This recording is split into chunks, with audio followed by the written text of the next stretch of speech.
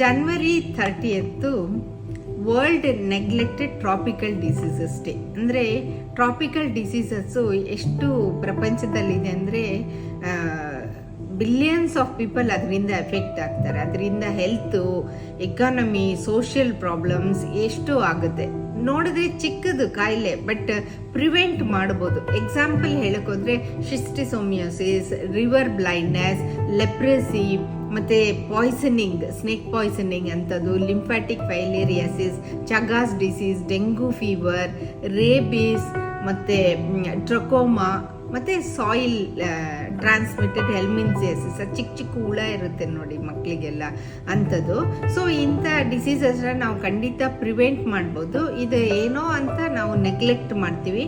ಖಂಡಿತ ಇದು ಅವೇರ್ನೆಸ್ ಇರಬೇಕು, ಅದನ್ನು ನಾವು ಪ್ರಿವೆಂಟ್ ಮಾಡಬೇಕೆ. ಇದೇ ಈ ಮುಖ್ಯವಾದ ಉದ್ದೇಶ ಈ ಡೇಸು.